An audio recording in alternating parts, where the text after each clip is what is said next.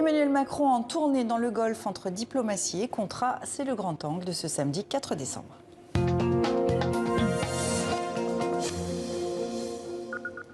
Le président français achève une tournée express fructueuse dans la péninsule arabique, Émirats arabes unis, Qatar et Arabie saoudite, 3 pays utiles dans la lutte contre le terrorisme, 3 partenaires clés de Paris au Proche-Orient. Mais ils sont aussi des alliés polémiques du fait de leur propension à malmener les droits humains. Emmanuel Macron en tournée dans le Golfe entre diplomatie et contrat, c'est notre grand angle. Avec vous, Pierre Conessa, bonsoir. Bonsoir. Vous êtes essayiste, ancien haut fonctionnaire au ministère de la Défense, spécialiste de la péninsule arabique. Et vous êtes l'auteur de ce livre, Le lobby saoudien en France, aux éditions de Noël. Bonsoir à vous aussi, Slimane Zeguidouan, on vous connaît bien, vous êtes l'éditorialiste de TV5 Monde. Émirats arabes unis, Qatar, Arabie saoudite, entre hier matin et cette fin d'après-midi, 3 pays aux enjeux géostratégiques différents en très peu de temps. Est-ce que Emmanuel Macron est allé trop vite ? Ça dépend quel est le critère que vous choisissez pour la rapidité. Que vous me demandiez si effectivement sa visite à ces 3 pays a une cohérence politique, je vous dirais que oui, elle a une cohérence industrielle. Cohérence politique, j'en suis plus douteux, quoi. Alors, cohérence industrielle, laquelle ? Cohérence industrielle, c'est que la caractéristique des pays du Golfe, qui sont donc de gros acheteurs d'équipements de défense, l'Arabie saoudite est le premier client de la France depuis en moyenne lycée sur les 30 dernières années. Donc vous voyez que ce n'est pas un client qu'on découvre. Mais chacun de ces pays a comme critère stratégique le fait de ne pas être dans la dépendance d'un seul fournisseur. Même le Qatar, à qui nous fournissions il y a une quinzaine d'années tout l'équipement de défense, a décidé aussi d'acheter américain. Pourquoi ? Parce que ce qu'ils craignent particulièrement tous, c'est qu'en cas de crise, tout à coup, ils sont mis sous embargo. Donc l'idée d'avoir un deuxième fournisseur leur permet éventuellement de sortir de la difficulté. Deuxième caractéristique, c'est évidemment l'angle industriel, c'est-à-dire que c'est un marché dans lequel les rivalités sont très puissantes et très fortes. Et on retrouve là ce qu'on a retrouvé en Australie, c'est-à-dire que les Américains considèrent que Dassault, si vous voulez, est un des derniers équipementiers d'avions de combat dont ils voudraient bien avoir la peau. Je pourrais vous citer des exemples si vous en avez besoin. Industriel, est-ce qu'il y a une cohérence politique dans cette tournée ? Une cohérence politique, on espère en tout cas du point de vue du gouvernement français lui-même. Mais ce qui est un peu original, c'est le fait de visiter 3 pays d'un seul tenant. En général, les pays du Golfe sont soucieux de leur réputation, de leur narcissisme national. Et ils aiment en général qu'on aille chez eux uniquement pour eux.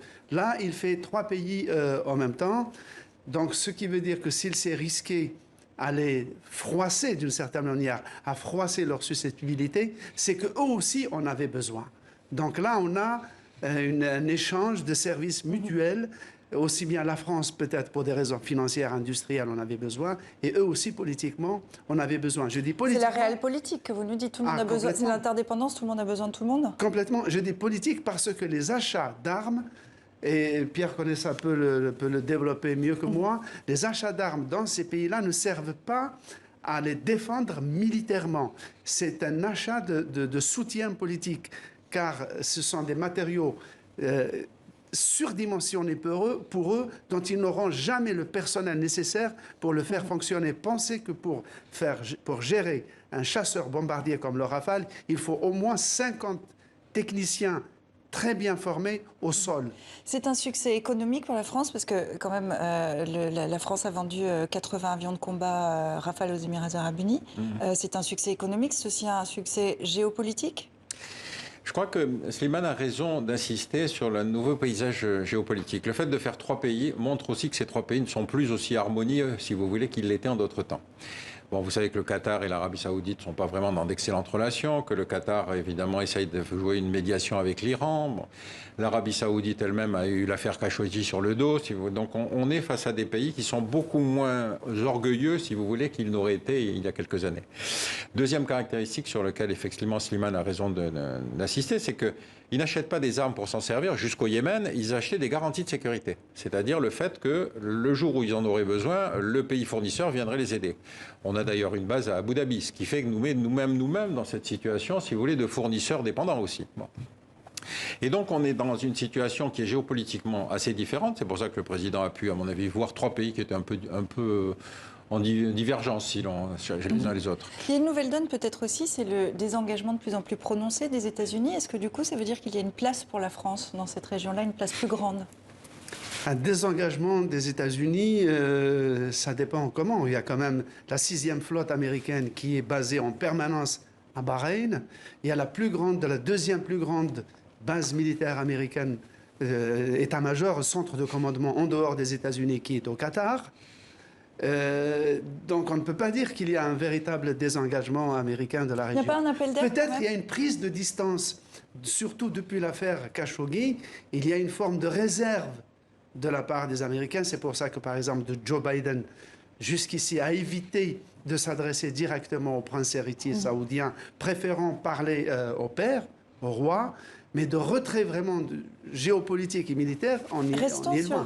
Restons sur cette visite à Mohammed Ben Salman qui fait la une aujourd'hui. Pourquoi Emmanuel Macron est allé voir le prince héritier et pas le père, qui est le dirigeant officiel quand même?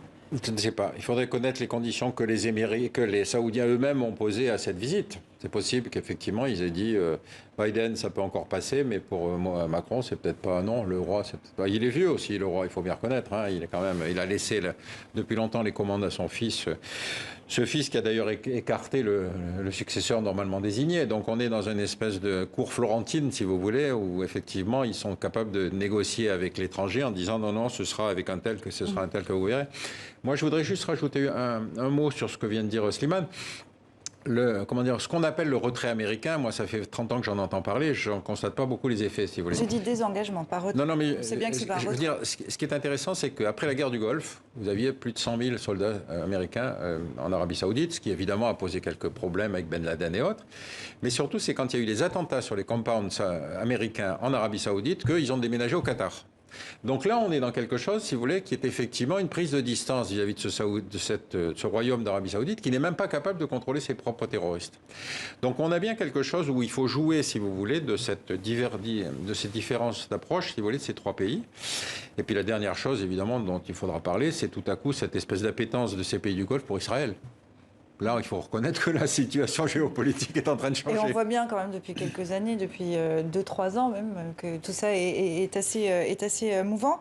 Sur cette place pour la France, Emmanuel Macron l'a dit lui-même, il se veut une puissance d'équilibre. Ça veut dire quoi, une puissance d'équilibre ? Puissance d'équilibre par rapport à quoi ? Parmi les puissances qu'il y a sur place, il y a les États-Unis. Il y a la Turquie qui a ouvert sa première base militaire au Qatar, à côté des Américains. Ça veut dire qu'il y a déjà 2 bases militaires de l'OTAN.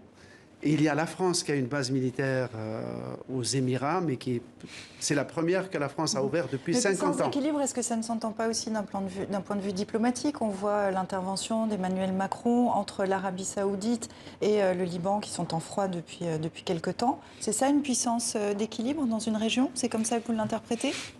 Oui, enfin, de toute façon, si Emmanuel Macron obtient quelque chose pour le Liban, ce voyage n'aura pas été totalement inutile, on ne pourra pas le critiquer, si vous voulez. Mais il reste que, si vous voulez, une puissance d'équilibre, ça ne veut strictement rien dire avec des pays qui ont des rapports entre eux, si vous voulez, qui sont parfois totalement irrationnels. Le Qatar est considéré comme un ennemi par l'Arabie Saoudite parce qu'ils sont en espèce de situation d'équilibre avec l'Iran, etc. Bon. Donc on n'est pas du tout dans une situation où on pourrait mesurer au trébuchet, si vous voulez, l'équilibre. Non, on s'affirme comme puissance d'équilibre. Alors après, les autres y croient ou n'y croient pas, mais enfin. Peut être une puissance d'équilibre. Il faut conceptualiser le concept. Ça ne suffit pas de le proclamer, sinon on est dans la pensée magique. La France pourrait être une puissance d'équilibre si elle a des contacts ouverts et fluides avec tous les protagonistes, y compris les plus irréconciliables, c'est-à-dire des rapports assez fluides avec l'Iran, avec la Turquie, avec Israël, avec l'Égypte, avec tous les pays de la région. C'est seulement à partir de cette position... Est-ce que c'est le cas de la France ? C'était le cas à l'époque du général de Gaulle, d'une certaine manière. Ce n'est plus le Mais cas. encore une fois, il faut des moyens, il faut une volonté. D'abord, il faut conceptualiser l'idée. Ensuite, il faut la doter d'un personnel, d'une constance, d'un discours et de moyens éventuellement économiques et militaires. Je fais une rectification par rapport à ce que j'ai dit tout à l'heure. J'ai dit que la 6e flotte de la marine américaine était au Bahreïn. C'est en fait la 5e, pas la 6e. On a bien noté. D'un mot pour conclure rapide, est-ce que cette tournée était une réussite ? Écoutez, oui, au sens diplomatique du terme, on pourra trouver un mot télégramme, si vous voulez, qui se félicitera. Mais enfin, sur le principe, je n'en suis pas convaincu. Simplement, effectivement, ce sur quoi Slimane a raison d'insister, c'est le fait que Macron est en train de créer une espèce de post-gaullisme. Il veut parler avec Poutine, il veut parler avec l'Iran, c'est-à-dire il veut ne pas être dans le sillage américain. Et ça, c'est un véritable enjeu, et il faut le saluer. Merci à vous deux. Je rappelle le titre de votre livre, Le lobby saoudien en France. Merci Pierre Connaisset, merci Slimane.